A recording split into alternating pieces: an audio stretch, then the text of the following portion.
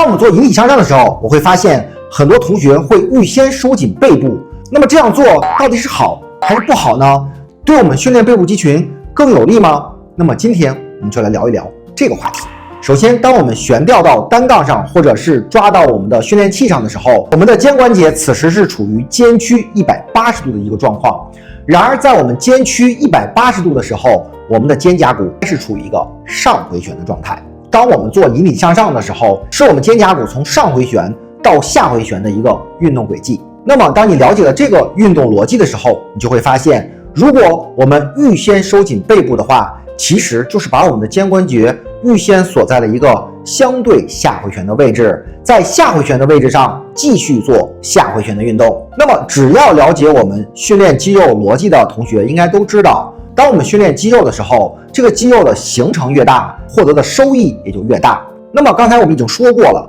引体向上是我们肩胛骨从上回旋到下回旋的一个运动。如果你预先收紧背部的话，其实会大大缩短你肩胛骨的形成。那么对于我们训练背部肌群来说，我们的收益是被大大降低的。另一方面，如果你预先收紧肩胛骨的话，其实会让我们的胸椎处于一个伸展的状态。你在进一步做下回旋运动的时候，就会让我们的胸椎过度伸展，久而久之就会让我们的胸曲变直，这也不是我们想看到的结果。因此，当我们做引体向上的时候，并不需要你预先收紧肩胛骨。相反，为了防止我们预先收紧肩胛骨，我们可以做一个调整，就是把我们的双腿微微的向前，同时在做引体向上的时候，让我们的手肘尽量垂直向下，而不要向两侧打开。好了，如果你也经常做引体向上的话，不妨按照上述的方式去调整一下，相信可以让你在做引体向上的时候可以收获更多。关注老王，做深度思考练习者，我们下期再见。